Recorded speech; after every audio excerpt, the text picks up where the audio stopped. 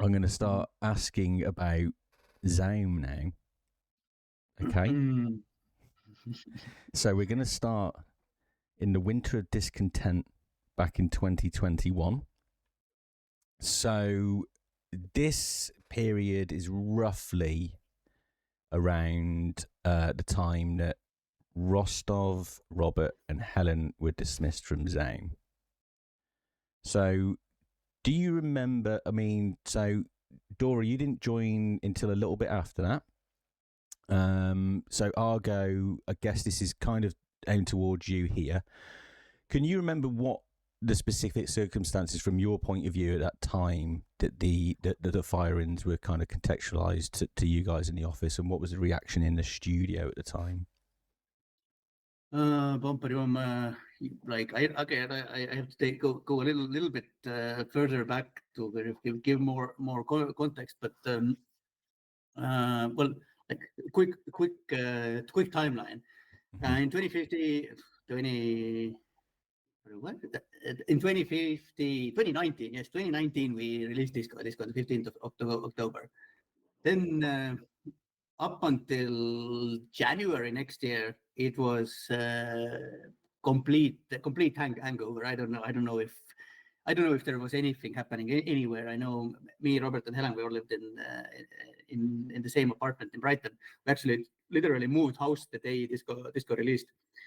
I think. Let me think for a second. Me and Robert didn't even leave our rooms. I think it was like neither of us was drinking at that time anymore for a long time already. But when I say hangover, it was kind of this kind of burnout hangover. In then 2020, I remember. Yeah, I went to Estonia to my grandpa's funeral in February. And when I got back, I got COVID, and then the whole COVID thing started. Yeah. Somewhere between there, I think before I went to Estonia, Robert and Helen broke up. They broke up, but they were both kind of my closest friends. Then I very much ended up in the middle of this, and this colored this entire year. It's hard to, like, another thing I should probably mention is that I smoked a lot of weed during this period, so that's why I'm struggling with this exact dates and stuff. I do remember that it's still in the end of 2020 we had like a separate Christmas party. Robert and Helen still weren't back together, so I guess it was still going on. So it must have been that in 2021. And then spring, this is where we actually started moving towards putting something together, some kind of a some steps towards. Of course, we were also working on Final Cut on 2020. Or I mean, me and Helen and Justin. Yeah. Okay. 2021. In the spring of 2021, I think. I'm not. I think I'm getting the year at least right. This was where suggested it. There's so many small events have happened. Okay, I'm going to bounce back and forth a little bit, but in 2021, I think this is where the system was adopted. Sorry, the decomptage system, because like Robert and Rostov had identified, and I think like many people can relate to this, that it is very difficult to be a lead of a discipline and still get to do creative stuff. This administrative baggage just tends to take over and train you to the point where you're no longer doing what you're best at, and you're not really kind of enjoying it anymore very much either. So Rostov had invited Kaspar Tammsalu, who worked on disco while we were still in Estonia. It was there before me, or it was wave one came with Rostov. I think they were friends for a long time before. Anyways, he left to teach an art school in Estonia before we left to UK, before we moved to UK in 2018. I don't remember the exact time. But anyways, Rostov had gone to him and asked him to come and help. Initially, I think he might. I think by my recollection, he asked him to come and help with the art book that still hadn't been released at that point. Maybe he already asked him to also help with PS5 port. I know that's what he focused on a lot, but also like somewhere there, he asked him to be his administrative counterpart, as I understand it. Like I have much less visibility into what happened between Rostov and Kaspar, because once we moved to UK, work became full remote. Basically, yeah, we had physical offices, but I don't think any of the creatives went there very much. Once, twice, maybe three times altogether at that era at least. Then, like, I'm thinking how did the Justin thing go? Like, I don't know who initially suggested that Justin should take over as the lead writer. Like, probably Justin can answer that. Dennis can answer that. Maybe Robert can answer that. But basically, a system was put in place where Justin now was Robert's administrative counterpart. And like this is now we're entering into this really gray, very difficult to understand territory, because kind of having experienced something like this on Next 7 later, like a similar I don't know what you call it, like a structure maneuver. I think I understand better what was happening, and what I think was actually happening was that Dennis was sick of Roberts and Rostov's volatility. Like he wanted to rein them in, and I'm sure that it wasn't presented to them in a way that they understood that this kind of administrative counterpart is going to have the de jure power, or is it? I guess in this case de jure and de facto power. That kind of. I think the idea was that Robert and Rostov can be convinced to just work as regular artist and regular writer who have the de facto power in all creative situations. But this kind of when I say volatile stuff, then what I mean is that they can't like crash production plans or summon all hand meetings in a different city. Like this type of stuff, I believe that it was what the management intended this structure shift to fix. But like if you want to look at it from the other end, you could also say that maybe it was set up in a way to sort of let them focus on the creative stuff and just take all the administrative, like boring stuff out of their plate. It's very easy to wrap it like this, but kind of I do think that the malicious idea back there was to sort of also neuter them in a way. You want to clip his wings, basically, by the sounds of it. Basically, yeah. Then this like it's hard to even say how long the structure was in place or how well it worked, because again, like I don't know how the relationship between Rostov and Kaspar developed, how much time they spent together, because it was still COVID era. Even once the lockdown rules started kind of lightening up, I've always been a hermit. I had no rush to go become social again. It was difficult to know what was happening outside. But somewhere there, we started making plans for the sequel. Sort of production, but game making, game production wise, it's also maybe important to outline a couple of milestones. First one was the final cut, which we started doing in the spring of the 2020, maybe in July, something like this. Maybe we had the first meetings. Okay, yes. Once we had think it must have been the summer of 2021. Yes, I think we had wrapped up the Easter eggs. Now we all converged with Robert, Helen, Justin, myself, and Martin Luiga had made a comeback in some capacity, and we started talking about the sequel stuff.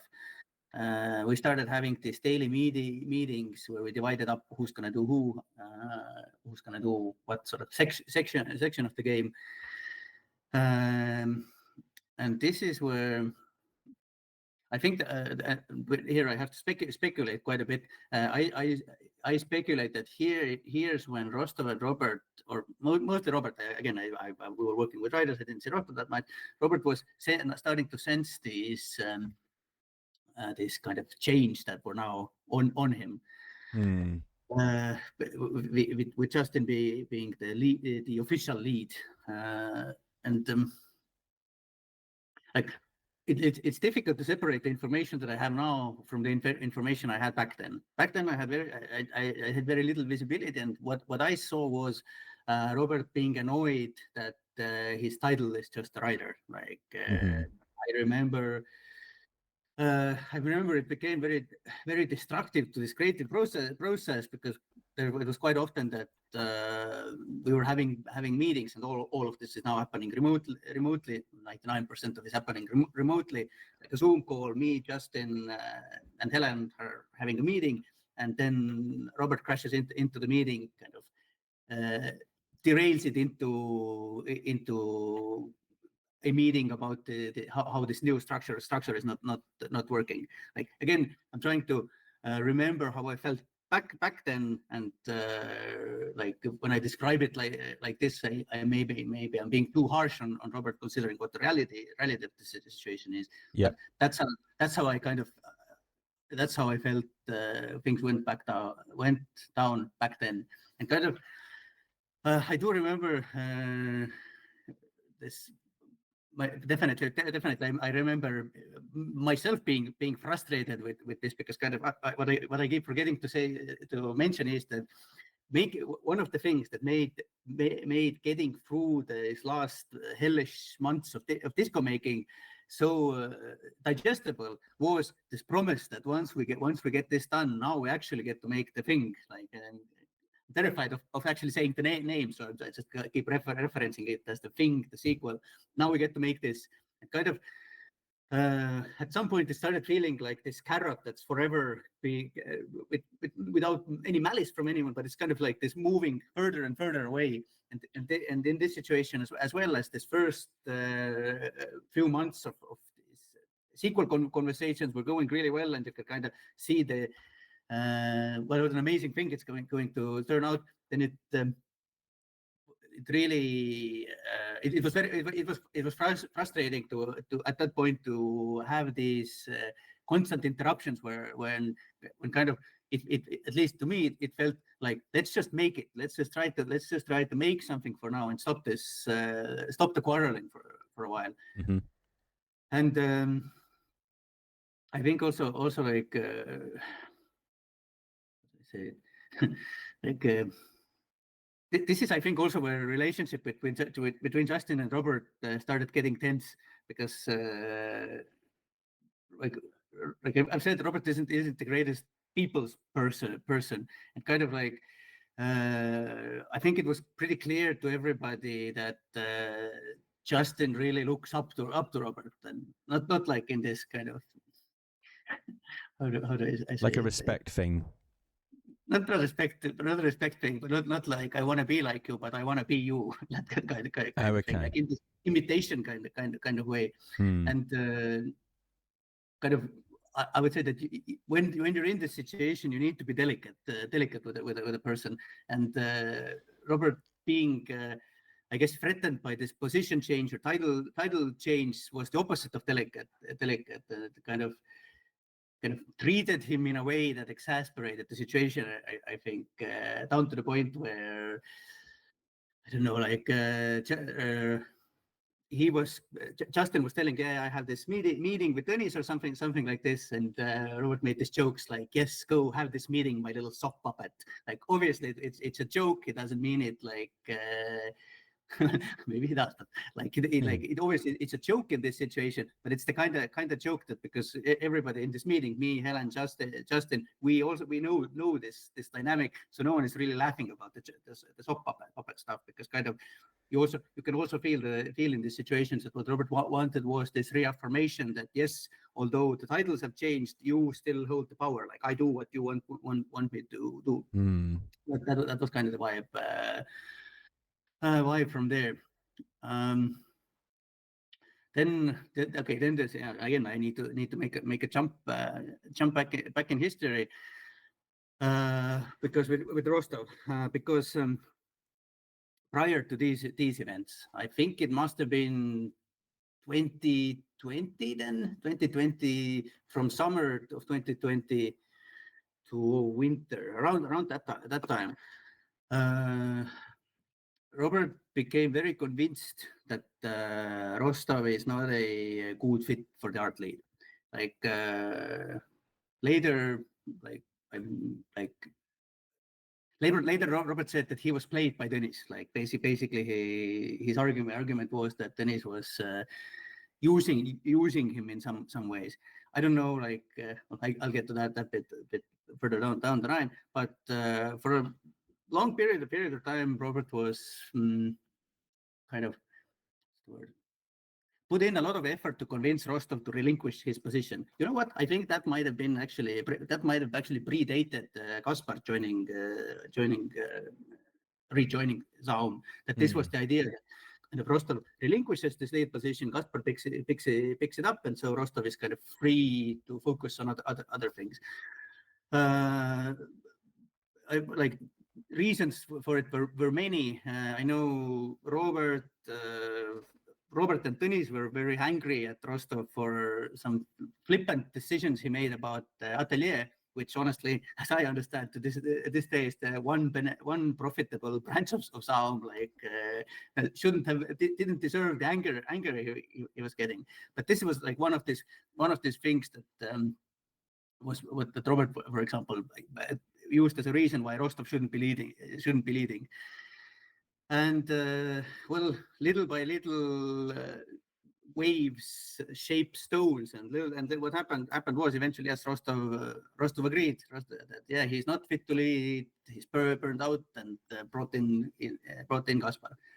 And now leaping into the future, when this decomptage system was in full motion, and when Robert had developed this animosity, maybe it's not the right word, negative feelings about this title shift towards Justin, then this reverse thing started, where he went now to Rostov and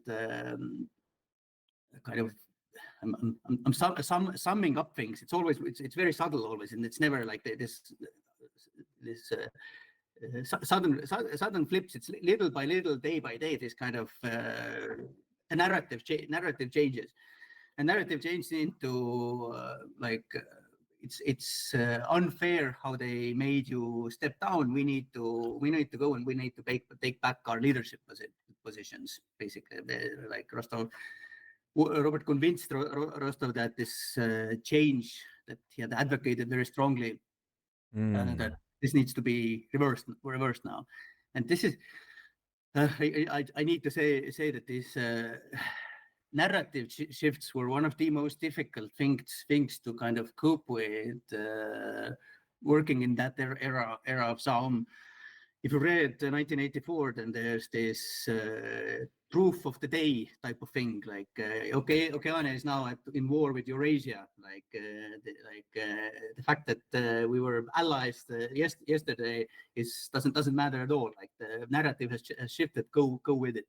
This kind of thing happened quite often with both things, small and large. And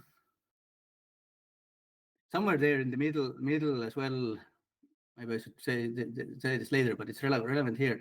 Like it's unclear who initiated it or what started it, but both Robert and Tõnis, to me, have told me personally that the other one came to them and asked them to proposed that we fuck Rostov out. The idea was that Rostov is going to be sidelined, and Robert is going to get his shares basically. Robert told it to me first. He said that Dennis came to him with this proposal. Dennis said it later that no, it was Robert. I believe, honestly, I believe Robert in this much more than I believe Dennis. But they're both fucking shady because when Robert actually told this to Rostov, myself, and everyone else who was part of this, like a friend group, resistance group, let's call it like that. Then it had been between 9 to 11 months since it happened, and this kind of like later when this when it came down to what's going to happen now that Robert and Rostov were fired, like where are we going to go? Who can we even trust? Like to me, this was like a big reason why I felt that I couldn't trust Robert, because I felt that kind of if you've been harboring this information, holding on to it till the day it becomes useful. Like it just didn't feel very, very, what's the word? It's very normal, very, very nice. Yeah. So this was kind of the atmosphere, and no. I'm trying to honestly, like, feel free to guide me with questions here or there. I can go on. Well, I'll remind you how the question started, because you jumped around quite a bit. Yeah, the original question was around the firing of Defree and the reaction in the studio. Not that I have a problem with you contextualizing, by the way. I've enjoyed listening to you. Don't feel like I'm ushering you on here, Argo. We're just reminding you how it started. Yeah.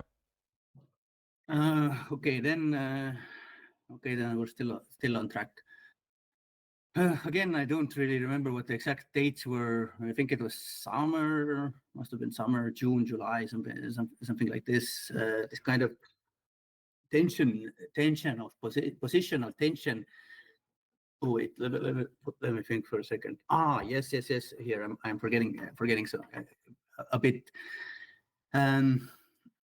There's this vacation, the big vacation we all had to go on. It's come up. I think it's even in the BMG talk. I think Kaspar mentioned it. Yeah. So when we released Disco in October 15, 2019, this kind of hangover period and this very relaxed working pace that we had afterwards, we never, like, no one, at least like of us, took like an official vacation, because that was not how we did things.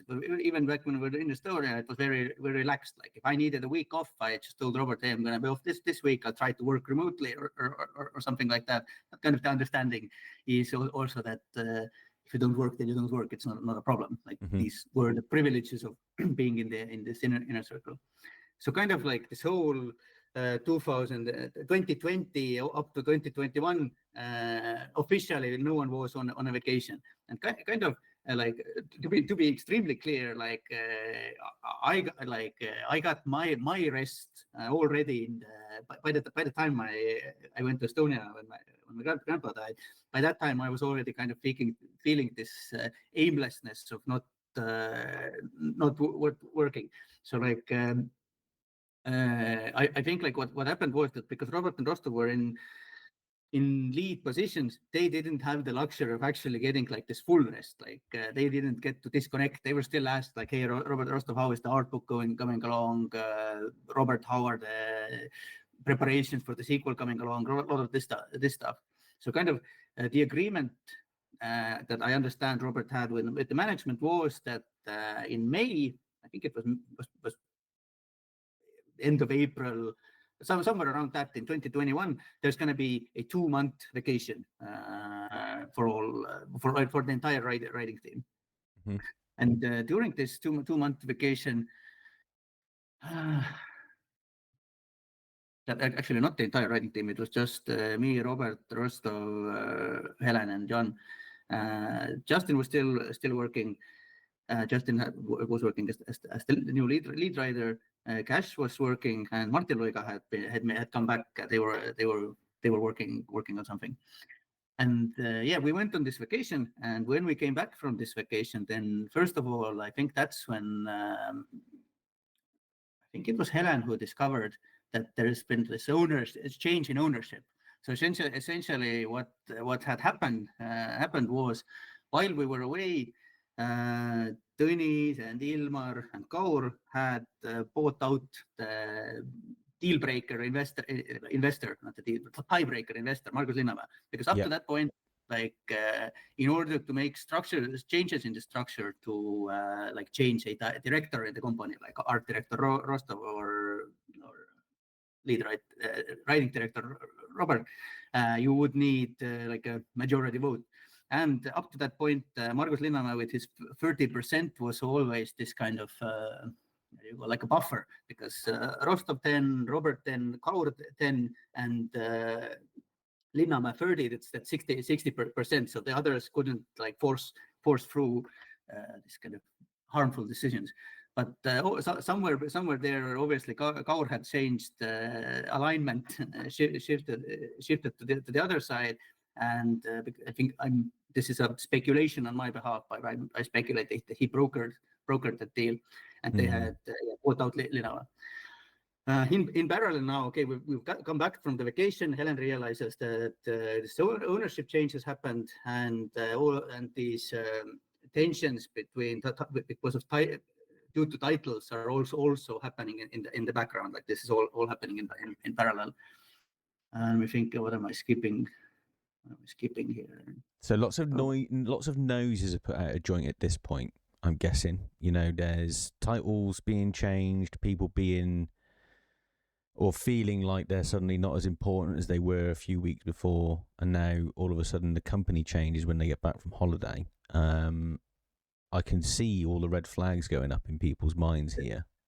The company changed. I'm not even sure, like how soon after we returned from the holiday did it become evident, because it might have been like a month and a half. You know what? It might have been. Okay, I'm trying to reconstruct it in my head. It might have been that once we got back, this is where these tensions about this change of titles started amping up. And at some point, like it might have been that Robert and Rostov really started looking into it. Okay, how can we enforce this? How can we actually take our titles back? Because I do remember there was this one time when they literally, Robert and Rostov, they went to London in the actual office to sort of have a face-to-face meeting with this. Not demand, but with the statement that okay, we are now ready to return to our directorial positions, like reassume this creative control. It's possible that maybe after that, Helen found out through these business registries that this change of ownership has happened. That's possible. Bumpity bum. Anyways, okay, now really trying to keep track of things. So I'm guessing somewhere now there in summer after these events, there's I lived in. I was the only one left living in this apartment. We called it Palmyra because it was on Palmyra Avenue. Only one living in Palmyra because Robert had moved to London and Helen had moved out to a different apartment in Brighton. But we still used Palmyra as kind of a base for creative stuff. And it was this time when Justin came to UK for God knows, was it like probably some kind of a management meeting, something like this. And Robert Rostov and Helen were already like, and to them it was clear that the management is fucking them over. This is some crazy shit is happening, but the extent of this is not still clear. And Justin was supposed to stay in Palmyra, like that was the whole idea with this big apartment that it's kind of like a halfway house where people can stay in. Yeah. And Robert and Rostov and Helen, they didn't want to. They didn't trust Justin fully. Like it was one of these I don't know, I got a bad feeling about this guy situations. And now like this is also like now we're getting to the point like why it's so important to me to once this RIAS shit is wrapped up, to take the IP back from ZAUM and return it to Robert and Luix and Rostov. And yeah, like and the reason for that is that I vouched for Justin. Like my read of him was that he's a good guy, he's a writer, he's one of us. Like and I think I literally said like, hey, if you can trust me, you can trust Justin. I vouched for him as hard as you can vouch for somebody. So Robert and Helen decided to trust him, and we had this kind of like a call it a meeting, resistance meetings. What to do? But Robert and Helen, like, I'm not going to speak of the contents of this, but Robert openly discussed his plans, his concerns, what to do, and Justin was also there. And what happened was Justin went and reported this to the management. I don't know. I think he stayed in Brighton in my apartment for 3 weeks altogether. I think like maybe 2 days after this meeting had taken place, he went and reported it to management. And not only did he report it to management, he in writing wrote the testimony. This is the testimony, like ZAUM used the testimonies of Iskariat Keenan and Caius Julius Tammsalu to fire Rostov. Like I don't know what was the legal judicial they did with Helen and Robert. I don't know if there was any due process. I think not. But with Rostov, they tried to at least on paper follow some kind of a process. It was an absolute what's the word, drum court, like a sham tribunal. But Justin and Kaspar, with in their own words, with their own fucking signatures, gave testimonies. And like, that was the thing. Yes, that's when Rostov and when Robert and Helen were fired. Like the way it was framed initially was almost as if it's some kind of a little break, that it's kind of like they need to cool down or something like this. And like, of course, obviously, it's not final. Like, come on, like no one would end the relationship with this kind of creators of the whole world of Elysium. How would that work? Like, but because the reasons the management gave like their fucking good. They need to be reined in a little bit, that we are going to reinstate the relationship with them as contractors, like still like, because, and kind of it was easy to frame it like this because there's no change in sort of ownership percentages regarding them had taken place. Like they were still their share of the company had remained the same, but they had no actually like the power or any sort of any power to use this had been taken away from them, removed from them. Mm-hmm. So, anyways, like reading those testimonies those fuckheads gave to Rostov, this was this moment of realization that shit like that's they never meant to get them back or mend this relationship, because in both of their cases it was written in this most spiteful, like a angry schoolboy way, like literally. Justin Keenan wrote in Rostov testimony, like I think that I'm paraphrasing here, but it was blah blah, and then Rostov walked around in the apartment and said, Tõnis Haavel is a financial criminal, Tõnis Haavel is a financial criminal, Tõnis Haavel is a financial criminal. He said it multiple times. He kept saying it, Tõnis Haavel is a financial criminal, which is fucking true. Tõnis Haavel is a convicted financial criminal.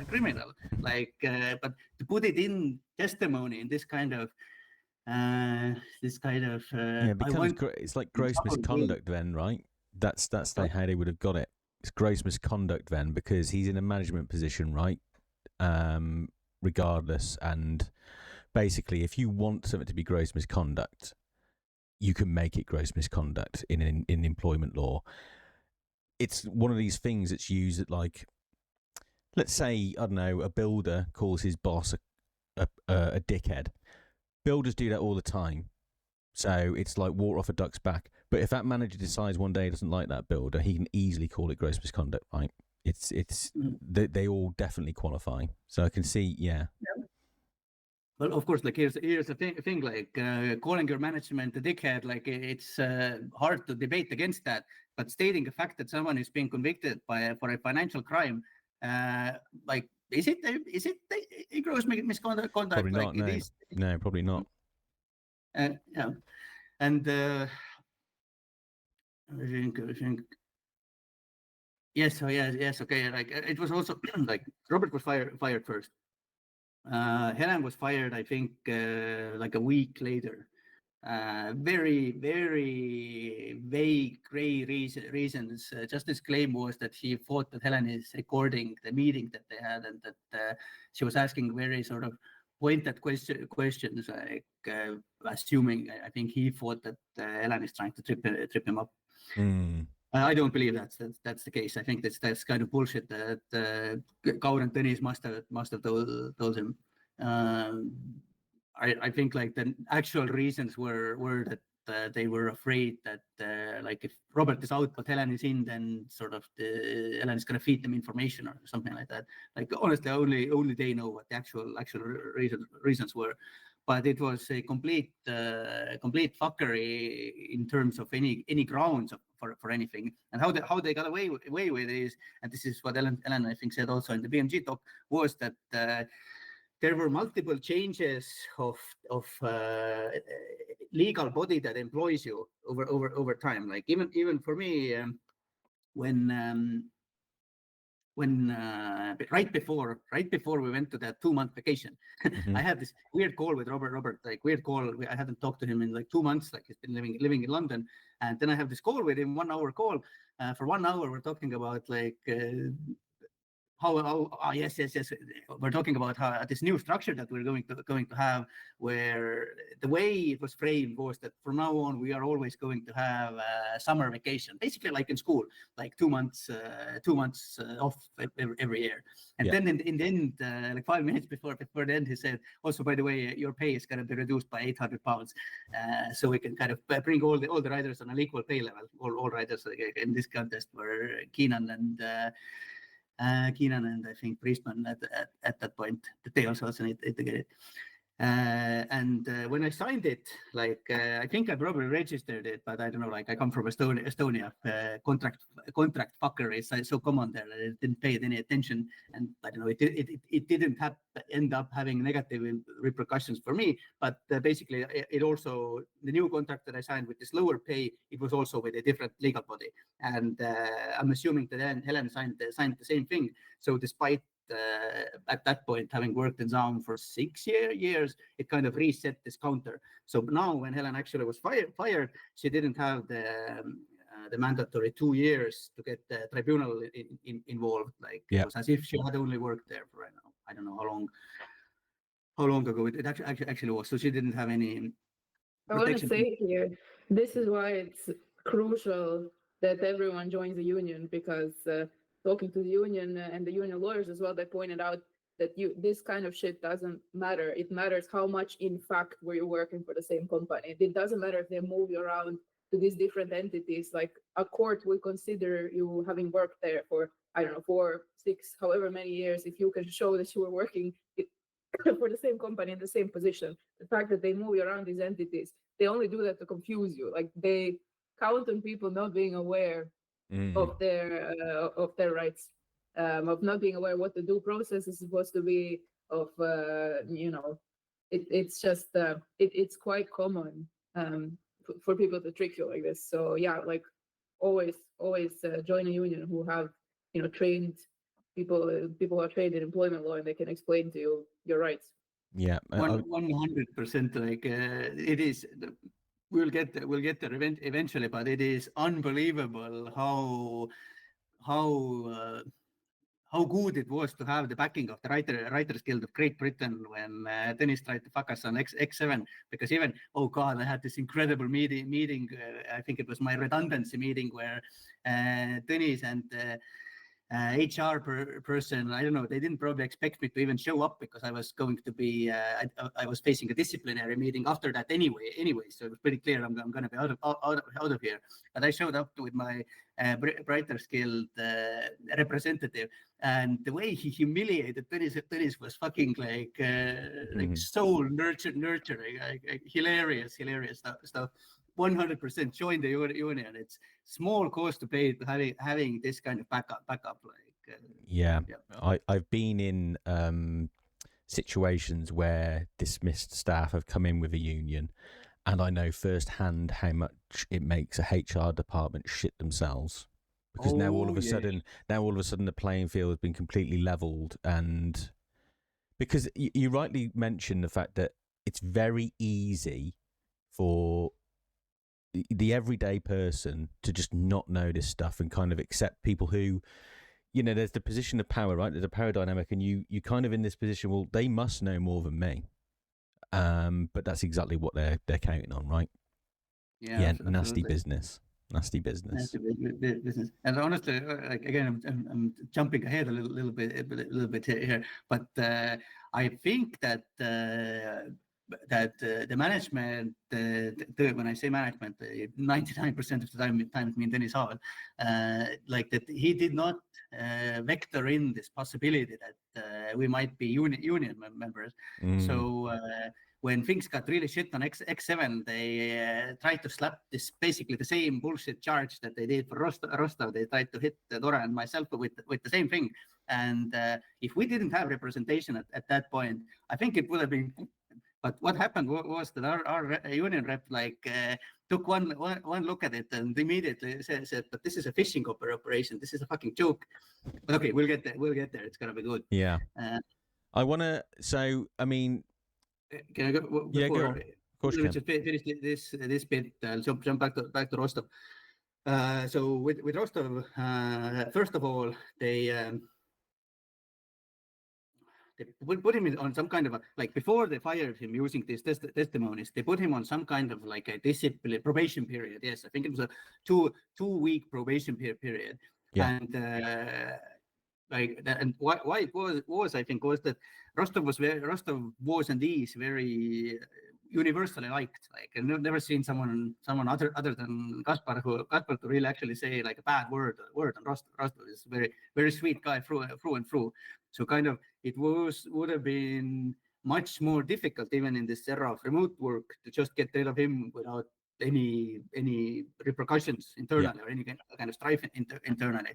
So maybe that's why they decided to follow this protocol. Anyways, they put him on this probation, and this probation very much seemed like a humiliation ritual, like this kind of a phrase that kept being thrown around. I heard it from Kaspar and Justin, is that Rostov just can't admit what he did was wrong, or can't admit that he did anything wrong. And here's the thing: Rostov didn't do anything wrong. Like these two fuckheads tried to unload their guilt on Rostov, because if Rostov did nothing wrong, then who did? Like it can't be that it's that my hands are bloody. Yeah, good point. Very good point. I have to say that this mantra of these people just can't admit what they did was wrong kept repeating and like growing in terms of Robert can't admit what he did was wrong. Helen can't admit. Rostov can't admit. Argo and Dora can't admit. Other people who I'm not going to name who also got either fired or pushed out of the company. There's so many people, according to ZAUM managers, who just cannot admit what they did was wrong. If you have a group that you are participating in where you have to you're constantly wondering why so many people don't admit that what they did was wrong, maybe it's because your small clique of people are the people who are actually doing the injustice and who are doing the wrong. And it's when you have this level of reality mismatch, it really becomes very difficult at first to see who is right and who is wrong, because you can have perpetrators who are so delusional that they think they're victims in these situations. And this is what was so insidious about ZAUM, and what, this is just the beginning of the story, but what I think will keep coming up. It's gaslighting, isn't it? Classic case of gaslighting. Textbook gaslighting. That is literally, it in a nutshell. Yeah. Go on, Argo. Also like again, so many threads running in parallel, but like somewhere in during these events, also cash was fired from. This is one of the things. Like I haven't talked to cash, so I don't want to sort of speak on things that I don't know about. But from what I understand, it was also total bullshit. Like what I yeah that's like maybe Yeah. you can talk to him, but I think he was unfairly terminated. And also Luix was Luix was first fired. That happened pretty much right after we came back from vacation. This was because it was actually the second time Luix's professional relationship with ZAUM ended because of Robert, because Luix had admitted to Robert that he had started drinking again. And Robert told it to Kaur, and Kaur has very strict zero tolerance policy to anything alcohol, and he immediately went and fired Luix. But as these tensions because of these title changes were ramping up, like I managed to convince Justin to rehire Luix because kind of the idea there was that kind of if we have this original group together we all feel like better, safer. And Justin had gotten Kaur's approval on rehiring Luix, but of course, like when Ellen and Rostov and Robert were all terminated, then this Luix's rehiring went out the window as well. So technically, ZAUM was fired Luix 3 times. He's the biggest unsung hero, by the way, of all of the Elysium saga. Like, yeah, I mean, it's interesting because I've seen Robert go out of his way to mention him actually in public. He does seem to go out of his way to mention him. So it's interesting you point that out. I'm going to ask you just one question. It might be a difficult one, so apologies ahead of asking it, but it just immediately struck me when you mentioned it. I have to ask you, how did it feel for you personally to know that you'd backed someone like Justin and then the circumstances unfolded as they did? Because it sounds like he was quite instrumental in doing some damage to people you've known for a very, very long time in your life. So I'm interested to know how much of a gut punch that was and what it did to perhaps yours and Robert's relationship and Helen and Rostov as well, I guess. Yeah. Well, I'm gonna be honest that initially, like, it didn't feel like anything, because kind of only in retelling it, the things are so clear and obvious. Like the way when these events are playing out and you get information fragment by fragment, like it's not that clear. Like looking back, it's pretty obvious to me that I was in denial about it for a very, very long time. When it actually did dawn on me, yeah, it hit like a ton of bricks. Like I think I think like I mentioned, it was the second time we recorded. I mentioned this moment I had with karaoke song. Like this is when I actually started processing it like fully. I think this was the first time I came back from the first writers meeting in New York with Justin held, and this was a week. Like I started drinking again for, I think it was a 2 weeks. I don't know, 1 week, 2 week. After that moment, and it was like, when I say drinking, it wasn't like having like a glass of wine. It was dark room, bottle of Jack Daniels. The moment I wake up again, I go get another one, and I just drank myself to stupor for weeks. But ultimately, like you have to face those things, and I started processing it little by little. I honestly, like, I still don't feel that I'm completely kind of, this is not processed. Like I think even like this kind of conversations like we have right now, like I need to have a few more of these to fully understand that. But yeah, it was devastating. Yeah. But to answer your question, how did it affect my relationship with Robert and Rostov? With Rostov, we were good all the way till 2022. Like last time I saw Rostov, we were watching a UFC fight night together at our place. With Dora was there, Johan was there, and me and Rostov, we never had like a falling out. Like this, the shit that happened, and like more than anything, the fact that I was still working in ZAUM, it hung over our relationship as a kind of a dark shadow. But Rostov, being an empathetic person that he's much better than, well, he understood sort of the fact that we didn't. Basically, what I'm trying to say is that he understood the circumstances that we are in a strange country, and only Robert and him had the kind of what's the word? It's not fuck you money for sure, but it's the take a step back money. Like I didn't have any savings. I was living from, well, I borrowed money from Dora around that time.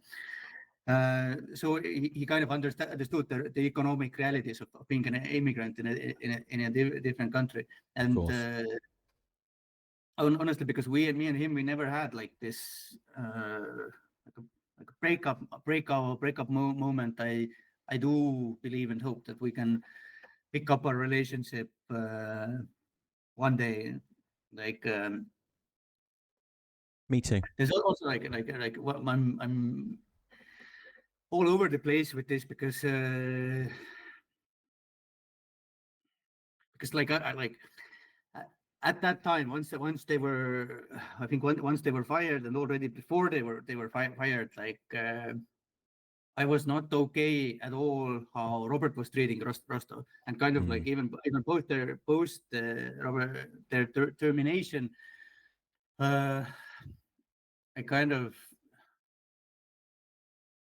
I tried to advise him like for like little things like the fact that Robert says that no, you don't need your own lawyer. Let's just use my lawyer. This is bad advice. Like you need to get your own lawyer in this situation, in these little things. But I guess like ultimately, maybe both of us kind of.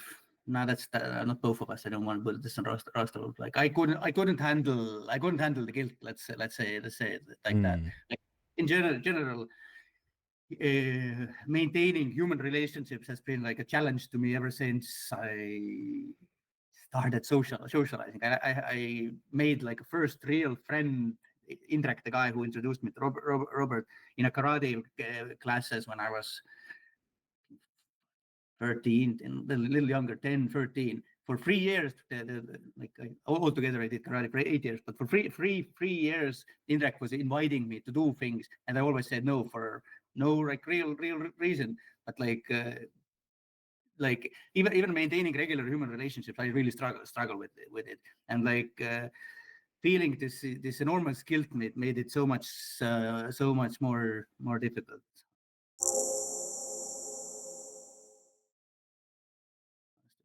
Yeah, I can understand that. Well, I think you have an understanding now of why that was in your life, I guess. But no, I know that was a very personal thing to ask you, Arge, so I appreciate you digging through that.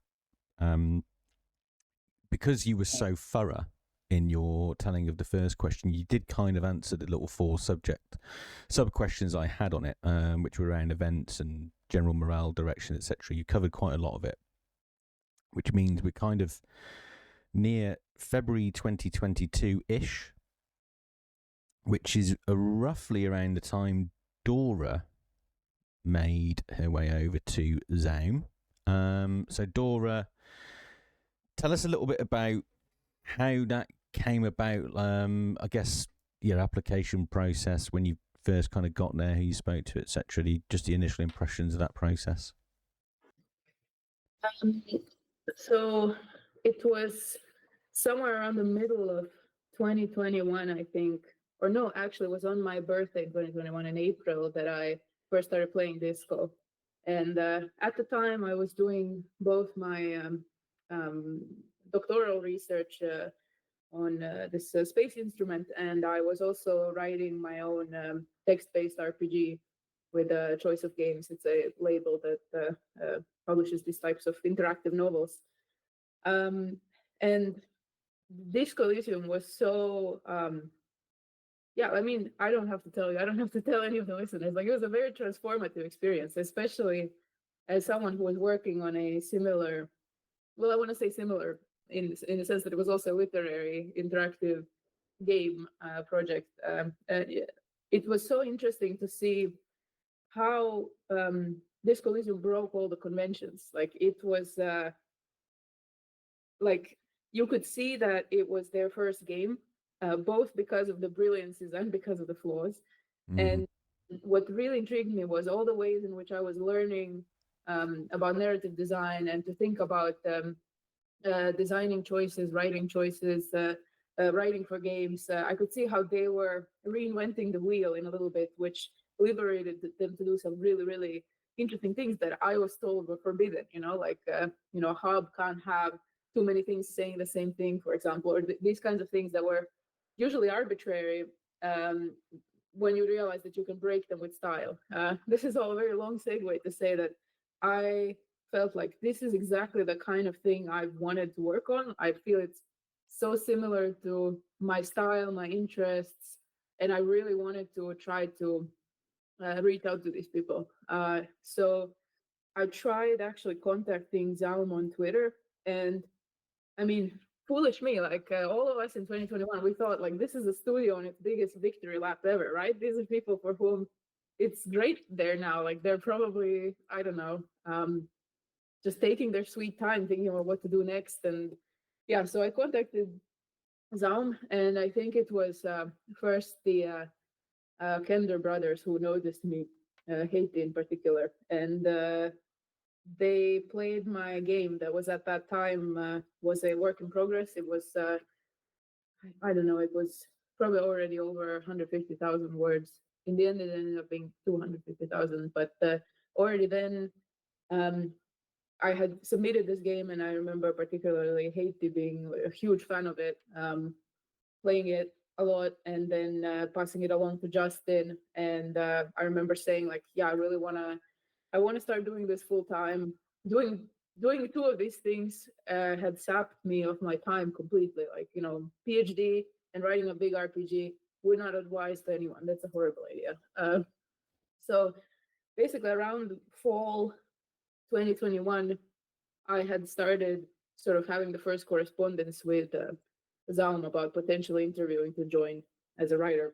I think first I was getting emails from Justin, and I think I had one call with Justin where we talked a little bit general stuff about myself, my interests, my work. And then we had these I think there were two brainstorming sessions with Argo and Justin that were done on Zoom. Also, all of it was online. I was in a different country. I was in the Netherlands at the time. And I think this was the craziest interview process I'd ever done. And this is so, even later when we interviewed other writers, I think it was a really memorable and interesting thing to be interviewed by ZAUM. My first impression was for each of these brainstorming sessions, I think they had some ideas or some plans to talk about, I don't know, coming up with certain characters or certain stories. And we had a lot of fun. Like we were really good team, me and Dargo and Justin. Like we really, like there's this effect that I first experienced when I went to the writers workshop, which was the first time I'd been.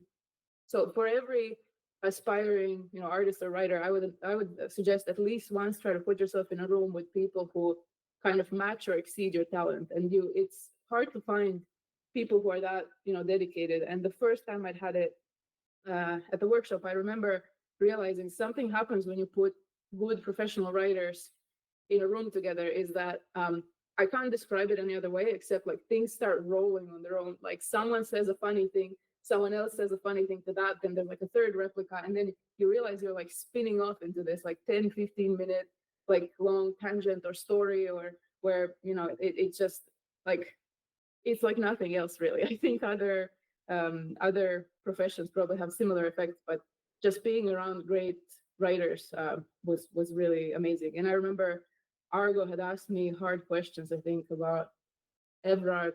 He'd asked me about Kuno, like, do I think it's cool that you can punch Kuno in this Coliseum? And I remember saying, yeah, yeah, I'm fine with that. I'm fine with that, actually. And I think Argo had asked me if I'd read a bunch of books, including Steinbeck, and I had to say no to each of those, which after a while became very comical. But apparently they were very happy with how I did. And I remember the moment I hung up that call, I had called my best friend, and I was like, dude, this was like the most intellectually stimulating conversation I've had in years. I don't know how I'm going to keep up with these people. There's this guy, Argo, and he's so smart and well-read. I don't know what kind of fancy degree he's got, but I'll keep up with him. And then later I found out like Argo was a high school dropout. He's got a degree in Estonionics, whatever I've just made up there. But from my end, like it was the constant thought in my head was don't look like an amateur. How would a professional interview would go like? This is the first time I've ever been on like this end of a job. Yeah. Kind of honestly, when we had this comical like, no, I haven't read that one either. Nope, that's not that one either. Then my feeling was God, aren't you bombing it? Like yeah. It's so funny, isn't it? Yeah. Power balance there at all.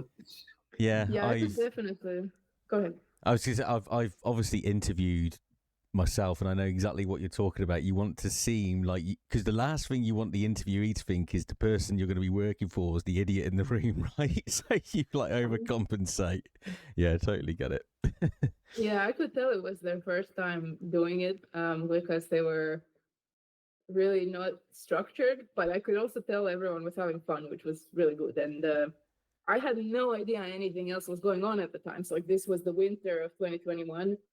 So to me, it just seemed like this super positive thing, and like really, I was really optimistic about it. And in the end, I got offered the job to join as a writer for, and it's already publicly known that the project was called Y12, the sequel to this Coliseum. And I was to start February 1. So I remember at that time, I didn't know anything about, I didn't really know the names associated with this Coliseum. I wasn't a fan to that level. I think most people weren't following it so closely and so personally.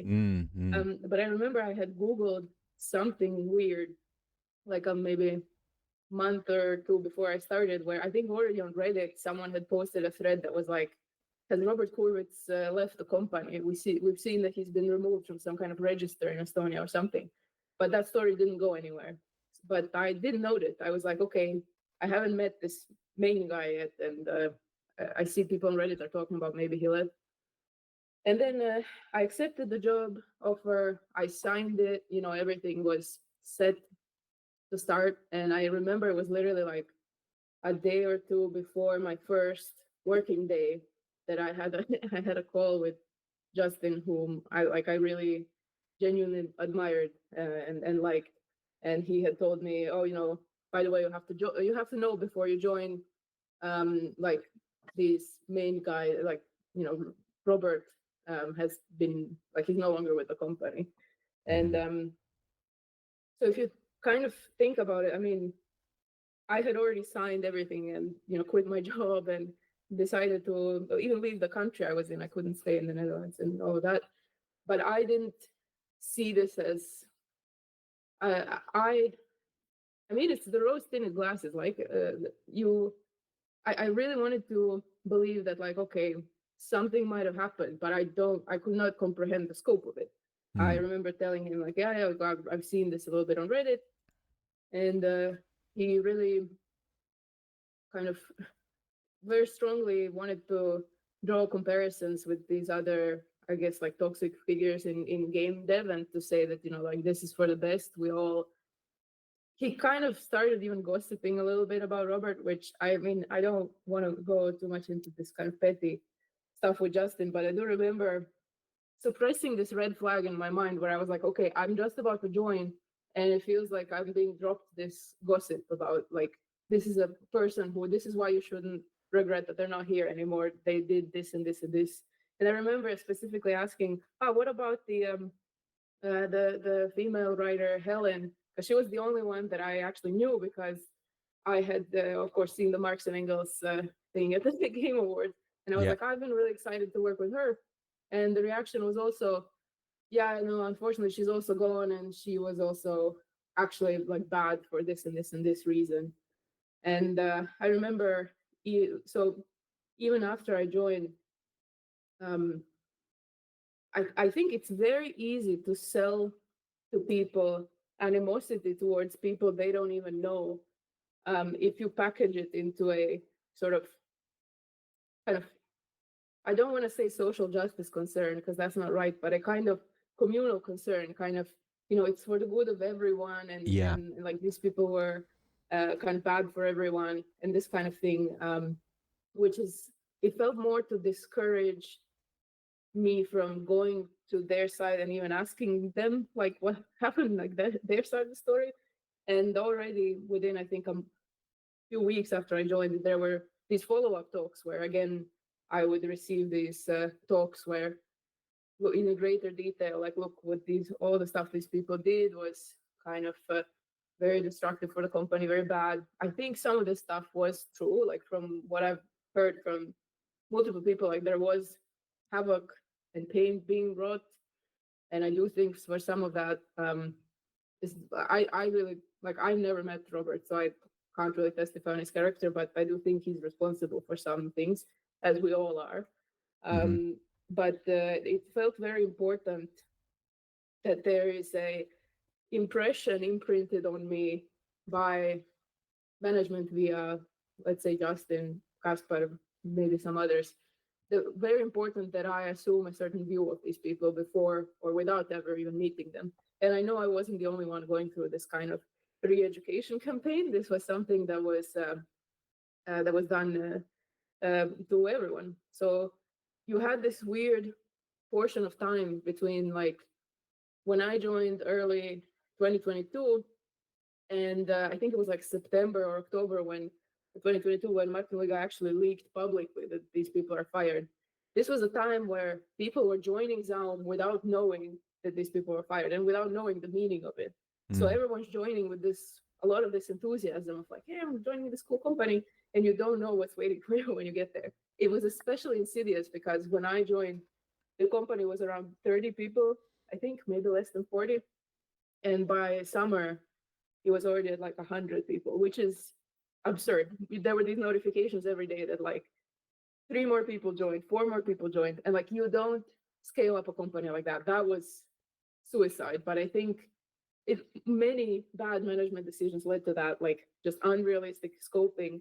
But also I felt there was a need to overpopulate the company with a number of people who didn't remember what had happened and who didn't remember the old thing and who, like, new blood to wash away the old blood or whatever. It was the culture, the climate of the company, everything just like changed like this, especially because you don't really vet 70 people in 3 months. You just add them. You don't know what the what the culture is going to be. So, but to answer your question specifically, what you asked about how it was for me to join, I would say it was a little bit confusing, or like it felt like I had come into something strange. But regardless of that, I have to say those first 3 months or something like that we were working on White 12, the sequel, those were the happiest months of my life. Because again, in retrospect, I know that this was delusion because it was built on this notion of a company where actually nothing is going wrong and I'm being told that everything is great. And I feel I can work on, like, what I wanted to do was work on Elysium, think about Elysium all the time, work with other talented people. And that's what it seemed to be for a while. I didn't know or understand what happened before. I didn't know or understand that this was like a very unstable equilibrium. But for those few months, like, I couldn't have been happier with the unbelievable quality of White 12. Like, I don't think there's many people anymore who have seen it because they locked all those files away. But it was really beautiful, and I loved my team. I even remember, telling my friends like Justin is like I've never loved the lead so much, and like an unbelievable boss, and I like Kaspar so much, and all my colleagues. I was very enamored, and in retrospect, obviously, that was not going to last. Yeah. No, thank you. Yeah, and it's important actually just to highlight at this point. There's so much detail, and this is the whole point of this podcast, right? Is that there are sources of information out there which touch on key moments, but nowhere near, like, nobody can really comprehend what it's like to be embedded in this story, like actually living it every day. Because as I just previously said, it's all fringe information, right? So I really appreciate the detail. Argo, you were going to say something then? Yeah, like there was a natural way it slotted in. I've forgotten it, but I wanted to say was that in that time, throughout honestly those events, like work became like the escapism, because like we have been so fortunate to have been able to work with our sort of brains and minds and creativity, because sort of because of this nurturing effect that it had. It became like it became definitely obsessive and unhealthy, because like this is also where there was no need to do 13-hour work days. There was no crunch, but because outside of work everything was so shit, like there was nothing to sort of look forward to.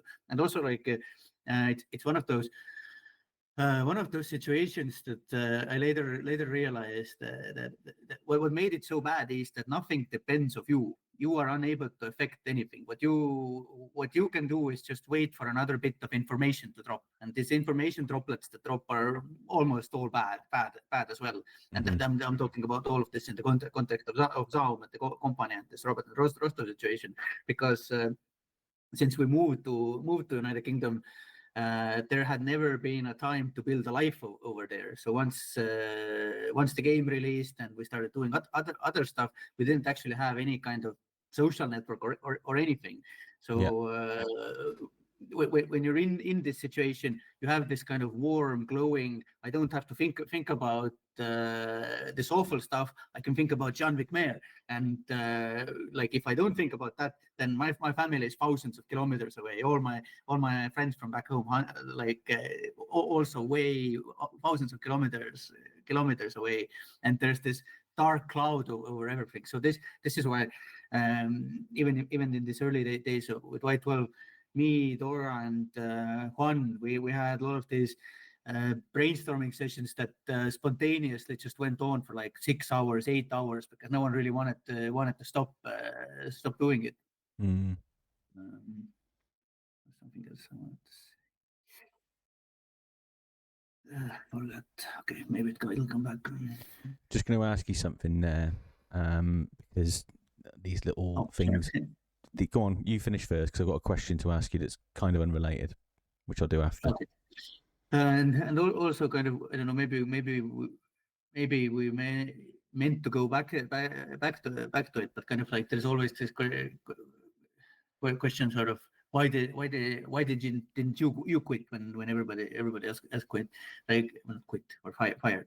The thing there was, and this ties into why it was so easy to find solace of this work, was that at that point majority of the team who made this was still working there, like kind of history only remembers, especially in the context of this scandal, like Robert and Rostov, but like so many of the people. It's one of the topic is such that I don't know if people would appreciate if I use their actual names, so I won't. But like even with working remotely to sort of go there and see those people, those faces, and the same kind of worry and burden on their face, and then together dream up stuff and kind of feel this flex of this creative muscle. This in some ways you could say that this really helped to delude yourself. This really helped to kind of force this toxic positive thinking where you're just refusing to acknowledge the reality of the situation. But also I don't know how else we would have survived this, or at least I can speak for myself. Like I don't know if I hadn't had all these people around me, like what the hell life would have been then. Yeah. So just briefly, Dora, when you were brought into the team, what were your actual, like, what did they expect of you coming in? Like, what was your assigned role, etc.? So I was a writer, and I remember that there was talk even before I was hired, because I had already been working on a interactive fiction game, that then I would help out with like scripting or narrative design. So particularly, I remember Justin wanted me to use my skills there, and I think we did some really, really cool work there. But there was also this, I think 2 weeks into my employment, I was told that Justin wanted me to kind of be like there wasn't a formal title, but like a deputy lead, or to help him kind of lead the writing team, because Argo didn't much want like a management or organizational role, and I did have some experience with that, having come from an academic background. So I remember feeling quite flattered, and for several months I think I was training to kind of to take on this position of increased responsibility. Okay. So essentially, you were all writers of some description, initially assigned, or at that time assigned, to Y12, which is the code name for the Disco Elysium sequel. Now, that was officially cancelled roughly around June 2022. Right period. Yeah, there's so much to that. Wow. Now, I know, Argo, you have. Well, let's just talk. I'll ask the questions because I know there's stuff about Disco Elysium sequel stuff that you like, not for any other reason other than spoilers, you don't want to put out there. So I know you want to be careful around how much you talk about this. What can you tell me about Y12? Other than that it was cancelled, and Shit. we will. Okay. I can sing it some praises because I remember when I joined and when I saw the kind of documentation work that had been done up to that point. It was one of the most kind of interdisciplinary artistic design processes I had ever seen. I'd never seen a game approached with this level of artistic ambition. And it's strange to say that because it doesn't really illustrate what it is or how it was to see it, obviously, which I can't say. And of course, there is, I say this even with the awareness of someone who has made a game before, who knows that there's such a thing as your ideal concept in the beginning, and once it actually comes to fruition, it's not going to achieve as much as the concept sets out to achieve. Even knowing that, just the way in which the team was thinking about the game, and it seemed, especially Robert and Rostov, but also Argo, and also I understand this is also the legacy of Martin. Justin had contributed a lot. Kaspar had contributed a lot. Like a lot of very talented people had come together, and a lot of very intellectual people. Like it felt so kind of intellectual has a bad connotation, but it felt very mesmerizing in its just level of cultural ambition in which it was approached. Because usually, I don't know, I feel with most games, they're entertainment products and they're spoken of as such, and they don't truly plumb the same depths. And I remember just feeling like I don't think a game like this had been made before, and I don't think the stuff they're setting out in that can be all achieved. But even if you know shot for the stars, wherever they would have landed with this direction, I think would have just been incredible. But I think in order for that to be even remotely achievable, you would have needed so many of the key creative components of people, which Mhm. unfortunately did not exist anymore.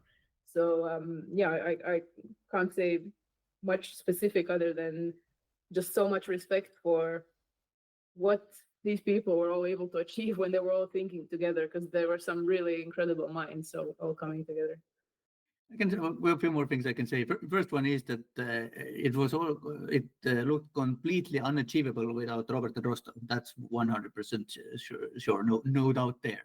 Mm. The other thing is that Disco, while of course it evolved while we were making it, kind of the skeleton or the groundworks of it are still back in 2016, 2015, made by people with no previous game making experience.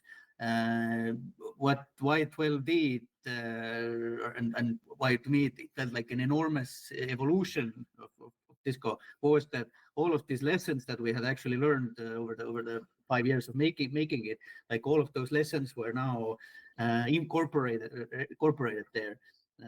And I agree with Dora that no final product is actually, or initial concept is always more ambitious than the final product, unless you're doing viral.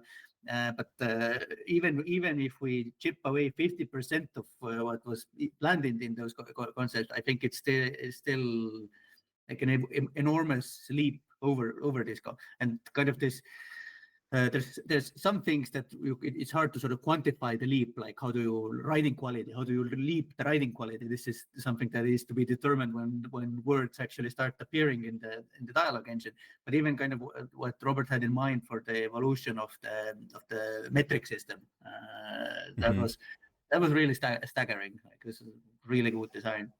Yeah, Amazing. and I guess if I had to put it in a certain way, I would also say what it had was this, like, why it's so easy for me to know with certainty that even if it wouldn't have reached those goals, it would have reached something incredible, is its direction. It's a sense of direction. It's the strength of direction, like clarity of direction that you can only get when you've been honing, perfecting this one thing for 5 years, 10 years, I don't know, maybe 20 years in some way, some of these Elysium things, 25, like you can only get this, like, it felt like being in a really fast car. Like you don't know where you're gonna arrive, but you can feel the G forces on you, because that was the strength of the direction. It was really easy to add to it. You know, read, review these documents, you hear the direction, and it has such clarity and such specificity that it was very easy to come up with characters, stories, episodes to put into this world.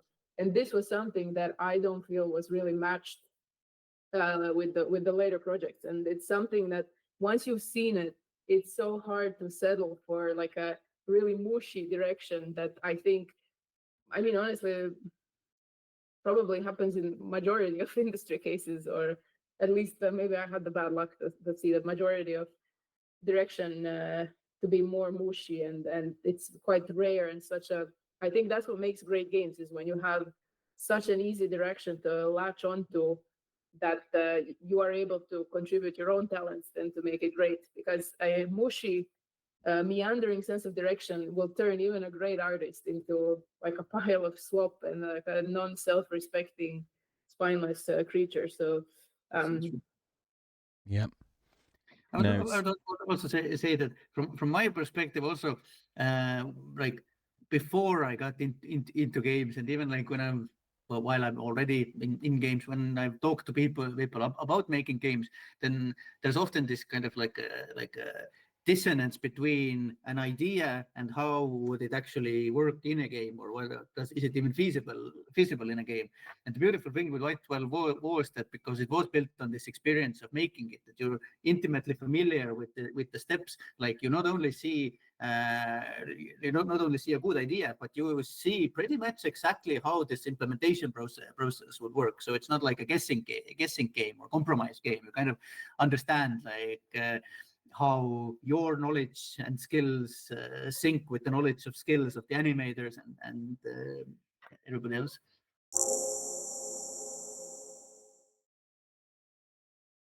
So we got up to, well, just some of the love that you had, Dora, for Y12 and what you were able to see and what you were able to share.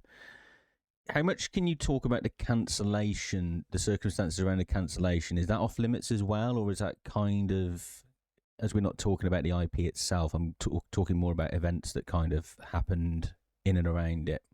What's the freedom there? I don't feel that it's off topic or off limits very much. I don't know. I'm going to roll the dice on that at least. This is the last sound professional decision I ever saw Kaur Kender make, was to cancel Y12 because he recognized that without Rostov and Robert, it's just not doable. It's not going to work out. How it was actually how it was actually executed, that was a farce. That was insane. Like, did you want to like take it, Dora, from the perspective of someone who joined to work on? I can say first from the perspective of living through it, then maybe we can talk about like learning about it later. So from the perspective of living through it, there was a nice company event party in the UK around May, I think, where everyone was getting along nicely. I think you saw Lenville wearing the Rafael Ambrosius Cousteau shirt. Oh, that event. And, yes. Yeah, he was performing. It was dope. It was like one of those, maybe, at least in my mind, because again, I haven't seen the before ZAUM. So to me, it was like, yeah, things seem to be nice. They seem to be going along. And then a couple of weeks later, we were told that the leads on the project, Justin and Kaspar, were going to be kind of AFK for meetings because they're spending time in New York with Coward, and they're like doing something intense for the whole week. And then they return on like a Friday, and I remember the writing team had suggested some changes to the certain scene we were working on. And usually these would be very big changes that wouldn't get easily approved because they would have required, change of assets, change of plans. But these suggestions went over extremely easily. Like it went over so easily on that Friday that I knew something was up, because suddenly, these leads who were usually very involved, suddenly it was like, we respect your decision. See, when things don't work, we just replace them with other things. And then after the weekend, so I already knew, like, okay, they were just away. They came back, and suddenly, big changes don't seem to matter. And I knew something had happened. So the next, I think it was a Monday or a Tuesday, after the weekend, suddenly a big meeting is called for the writing team, and we're all in there, and Dennis is in there for some reason. I think Justin and Kaspar. I think this was the first time we saw Dennis descend from the management chair into his Zoom chair. Of course, all of this is via Zoom. Like, we neglected to mention that the studio had just become a practically fully remote studio by then, which was extremely fragmentary to any sort of interpersonal connection, and it was very difficult. But that's also a story on its own. So we're called into the Zoom call, and suddenly the management team, they start presenting this completely different project. Like, this is the thing, this is the story, this is the premise, this is what the project is. And it took sort of 20 minutes in for one of the writers to say, so what's happening with Y12? Are we just not doing Y12 anymore? And they were like, oh yeah, we're not doing it.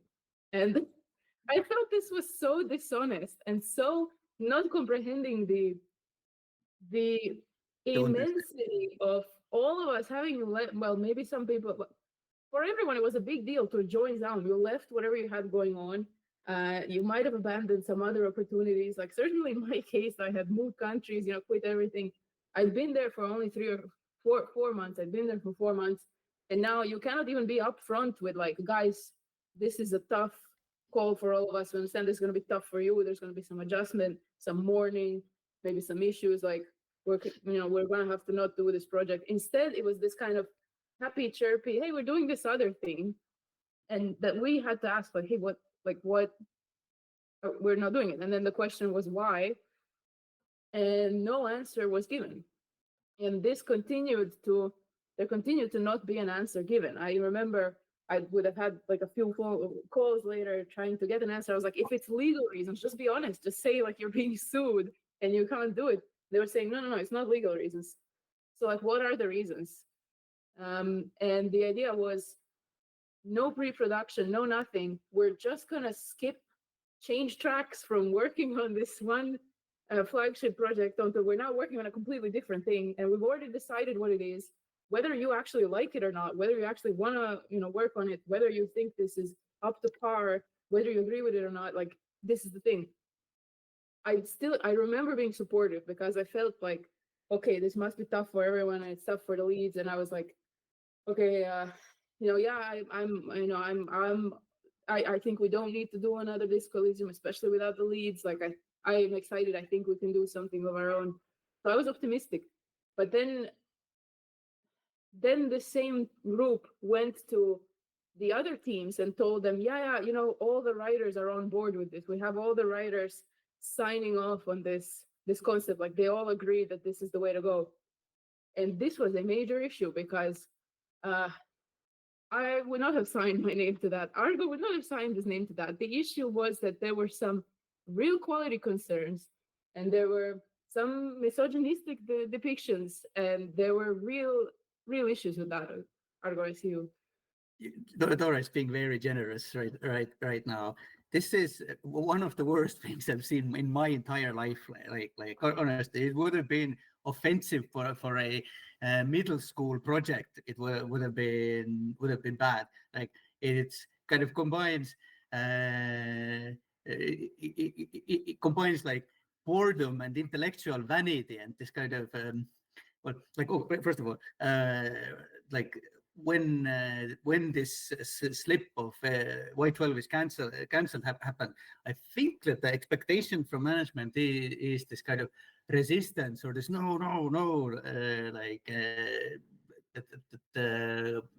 maybe people will quit or something like that. But sort of surprising emotional reaction, at least that I had, was this enormous relief because I think especially the veterans who had been there for a long time, on some level we understood that it's first of all it's just wrong morally to do it without Robert and Rostov, but also that there is none of this concrete direction that it's not going in a good way. It had started to taper off.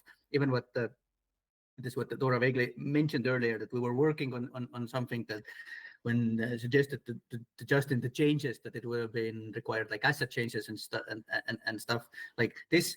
The thing that we were working on was already like this kind of a scene that I didn't think about it. The other writers didn't think about it. Dora was the first person who said that like this isn't very disco. Like it's kind of doesn't feel this way. It's kind of feels like goofery. And then so like once one person says it, then everybody kind of looks at it and it's like, yeah, this is garbage. Like what the fuck are we doing here? So kind of like at least from the writing team, this reaction can be split into two. First, relief that we are not doing Y12 anymore, and then this absolute like disbelief of how bad this thing is that they're trying to replace it with. And it was so bad that for the first 2 weeks. Like I just didn't believe it. Like my logic said that come on, they are going to look at it and they're going to understand we need to go back to the drawing board. And when this happens, they're going to include all the writers, because how this had happened, how this jewel had come into existence was Justin, Kaspar, Kaur, and Kaur's girlfriend had spent a week in a hotel in New York. Maybe it was 2 weeks. Felt more like week, but who knows? Maybe it was 2. And they were so excited about what they had come up with, that the same call that they presented this to all of the components, all hand calls.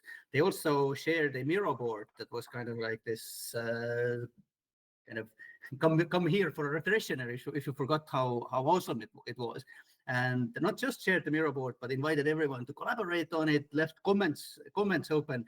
They were not at all expecting any kind of negative feedback. And this kind of deafening silence that unrolled after that, this is where things got really scary. And also because, like Dora mentioned earlier, the company had grown from 30 people to over 100 people. Then there was so many. The vibe was that there are so many people who now that Discoalism sequel is not happening are terrified to lose their jobs. Like this kind of genuine fear was everywhere. And then this leaving the comments open, then this started really backfiring, because kind of depictions of a lot of characters were downright offensive, and multiple women spoke up on that on those very same comment boards. And I think Justin invited people, asked people on one-on-one calls to say to cut it out. It's not appropriate to undermine your superiors like that. And did Kasper? Yeah, it was the immediate shit list. Like the people who left negative comments there. Yeah, we were placed on a permanent shit list from then on. And yeah, there were personal calls where, so what happened is, okay, first of all, I guess it was Kaur's, what I understood later, or what I heard later from Kaur, his rationale of like, he doesn't want White Whale to be done because it is not and will not go well without Robert Rostov. It will not be authentic. It's not a good strategic idea. But then this is the fucking issue with this company, one of many. His idea was he's going to close himself in I don't know where they were actually, was it in one of their apartments or something, but they're going to do this intense 1 or 2 week sessions. They're going to come out with a completely new direction that is going to have enough authority and authenticity to stand on its own, to completely just make people forget, moving on from the thing that was so fleshed out and so good. Even putting the leads in that situation was horrible. Like imagine being put in that situation where your boss shows up and says you have to come up for something for everyone, for the whole company to work on, and you have like 1 week or 2 weeks, and it has to live up to a certain standard. Like I have understanding that this was difficult for them, because later, funnily enough, when we get to that, we're going to be placed in the same situation where we have to do that. But what happened then is it's not logical to come up with to basically do pre-production for 1 or 2 weeks with complete secrecy with just 1 or 2 people. You don't consult your professional writing team. You don't consult any other disciplines. You just pull the rug under from people and you say, now you're working on this other thing. And it's obviously rushed. It's obviously not up to the same quality standard. We had people coming to us from other teams saying, guys, how do you feel about this, new direction? I'm not so sure about it. I have some issues, with this or that, or with how the woman is described, or with certain, ideas. And we would say, yeah, like I agree with you. I think this is an issue. And they would say, oh, but we were told that the writing team, like, that you guys worked on it, that you guys signed it off. And this was not good. And I remember even inside the writing team, some people had just joined very recently. I mean, I just joined 4 months ago. There were people who were doing much more recently than that. So obviously they didn't have the standing to go to the leads or to management and to say, hey guys, we have an issue. So Argo and I took it upon ourselves to go to Justin, who we thought was our good friend, and to the leads and to management, and to say, look, we are having a morale crisis in this company. The Slack has gone quiet. The comments have not been super happy. It's going to, like, if we're kind of forcing this plan and this direction, like people are going to lose faith in the direction. They're going to lose faith in us, in our ability as writers. Like, we need to improve this. We need to fix it. The best time to improve it would have been before you ever scrapped the project and left people working on it up until the last moment. But the second best time is just let's right now just rework it. The reaction from management was, and from the leads, was largely, okay, so Dora and Argo are a huge source of negativity on this project, and they need to be dealt with. I genuinely had another writer, so he sent us a voice message. He said, dude, I don't know what you guys did, but leads are going around saying we're going to need to do something about Argo and Dora, because they were scrambling for authority when management had honestly fucked them and put them in a position where they had to fulfill this like impossible role. Yeah. And instead of joining up with the rest of the team and saying, look, we all need more time, and like standing up to management, instead, I don't think it was possible for these people to stand up to management anymore. It was like, okay, we need someone to blame for this fact that people on the project are feeling very bad. So it's going to be Argo and Dora. And we had explicitly, I remember us talking with our writing team, we had said, we're the most senior writers, like obviously Argo with his most experience at ZAUM, myself, who had been the second most experienced person from work perspective, and who was supposed to be, the lead's second in command, was being trained to, co-lead. We thought, okay, we're going to risk our necks. We're going to say, and in the end, we got made out to be really bad guys. And Argo, I don't know if you want to take it from there. Yeah, honestly, like I didn't even think it's risking neck in any ways. Like I felt that my relationship with Justin was strong. Like we had both been like encouraged. Like Dora was literally, when you were hired, you were told that you are here to speak truth. Like and this had this 3-month period that we had worked on Y12. This had very much been it that we continued down this trend that things that need to be said, and it's horrible for the creative process when they don't get said. So at least internally in the writing team, there was none of this feeling that you can't criticize, and especially when something is so obviously appalling as many nuances of this pitch were, and also like it all unrolled very quickly. I think all like from this pitch dropping to us being fired from it happened within the span of 2 weeks. I think maybe 3, but definitely not more. Spoiler alert! Yeah, we got to pay for the project. Spoiler alert! Maybe you want to beep it. So it comes really later. But the first week. I think like first day after an announcement, this kind of shock and quiet. Second day, people start coming to us like from the writing team. I think everybody from writing team, like every single person who was in the writing team, other than Justin, at that point expressed that they're very concerned with this direction. Yeah. Other people from other departments started coming, and at the same time, because the Miro board with all the comments was open, and Justin and Kaspar, who clearly didn't expect this backlash, were getting snappier and snappier with their answers. Then what happened was that even people who should have gone to talk to Kaspar came to talk with us, because they literally were afraid of their reactions. They didn't. They felt that the defense of why this is a great project is so feverishly strong that they just didn't dare to go to them. And because because of me and Justin, we were the most senior people in the writing team, I guess. Yeah, in the writing team, and I didn't want to publicly undermine him, so in private I texted him, and it was I can even show you the message later. It was like the last thing I think we exchanged between ourselves, between me and him, that ended our friendship. Our friendship ended a little bit after that. But how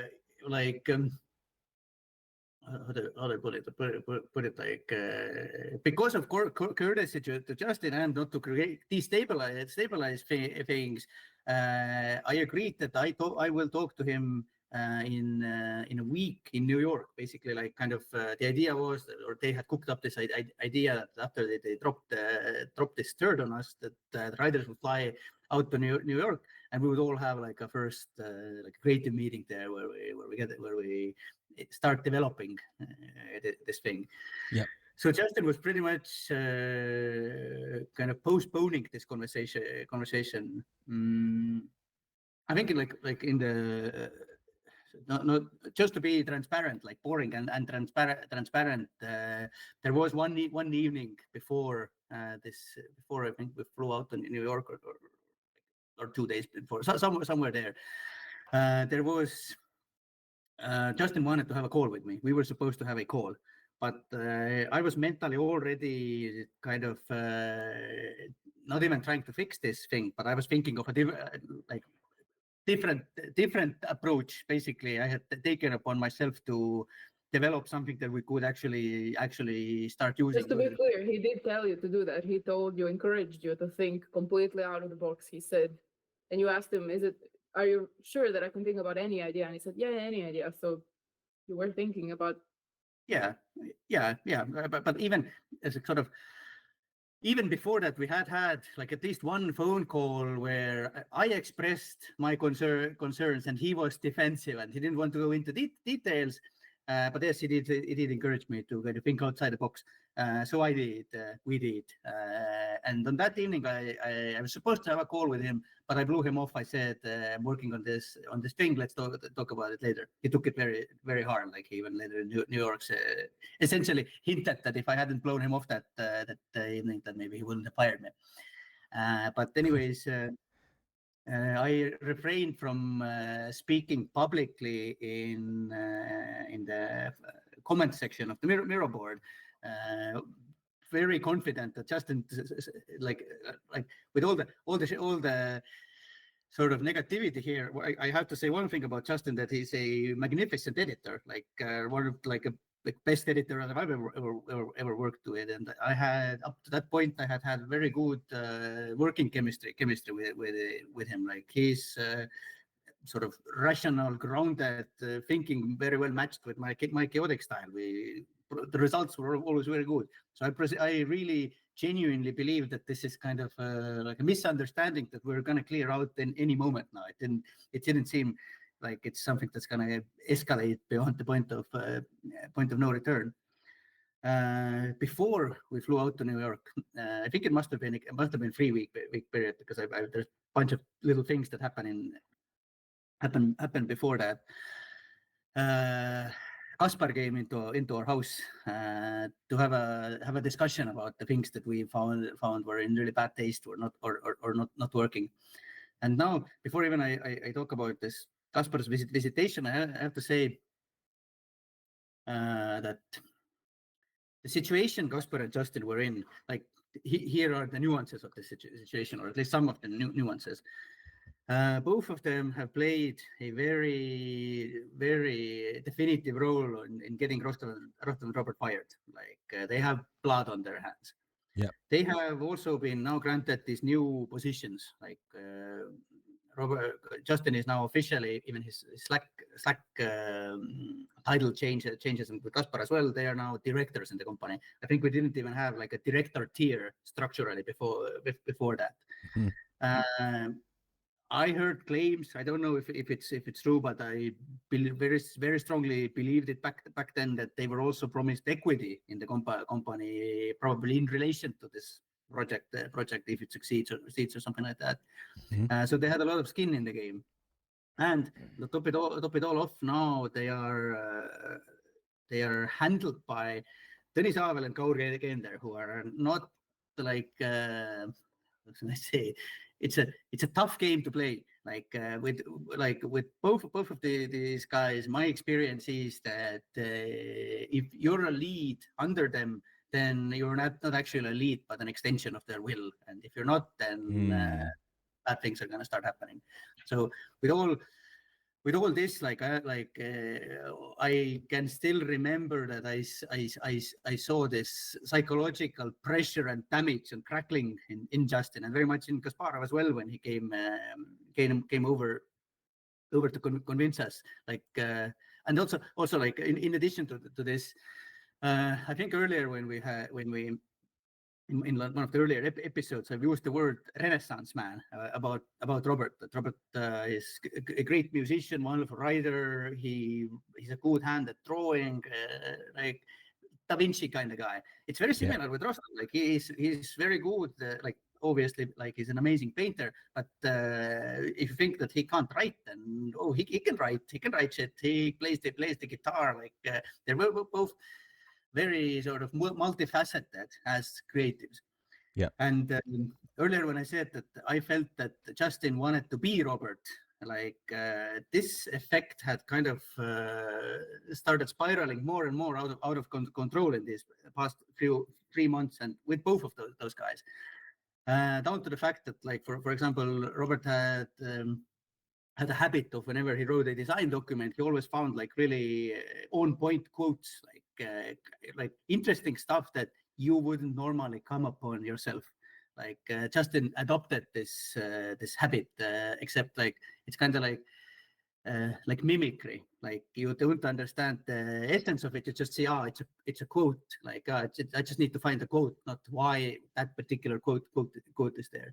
Yeah. And kind of in a similar way, Rostov had a very good, very intimate connection with the writing team. Like we were always spitballing over characters. Like he was very much involved even in this part of the creative process, but never intrusively.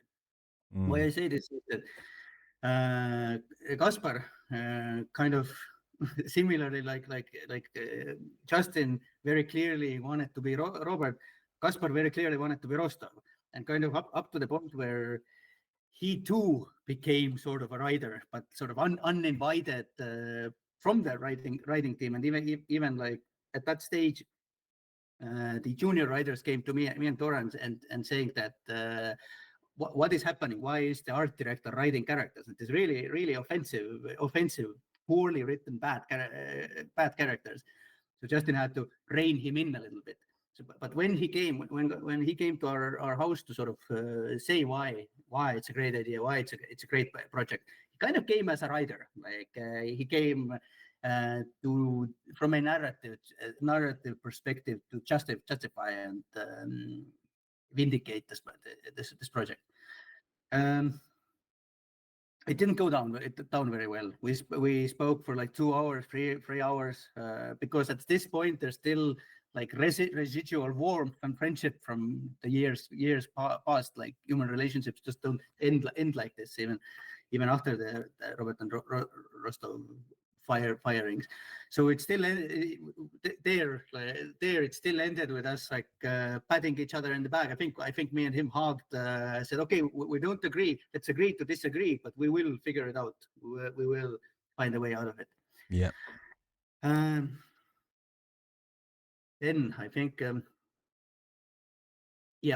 Then before we flew out in New York, like it's important to note there that this was after we met with Kaspar. That was when we got a call from another writer who said, I don't know what you said to Kaspar, but he said to Justin that you're going to be a total like no-go. You're completely in conflict with everything, and they agreed you need to be dealt with. Holy shit. He needs to do something about you guys, which I thought was so ominous. I thought it was kind of if you're a this is so stupid. If you're a Robert Hammer, then everything is a Robert Nail. Because once you had to oust Robert, then you're going to be seeing little Roberts everywhere that you need to oust. Yeah. Of course. That's a very good line. If you're a Robert Mm. Hammer, you're gonna, yeah. Just before we, I just want to very quickly point out the fact that a cat appeared, and I'm not making the same mistake as I did with you, Argo, when a cat appeared, and not remarking on how beautiful the cat is. So sorry, previous Kitty, for missing you out, but I'm hoping to rectify it by congratulating the current Kitty who appeared on their beauty, and I hope your cats are doing well, because I know they went on a difficult journey with you. So I just wanted to say that. Yes, unfortunately she left, but yeah, her name is Liara, based on my Mass Effect addiction when I got her. So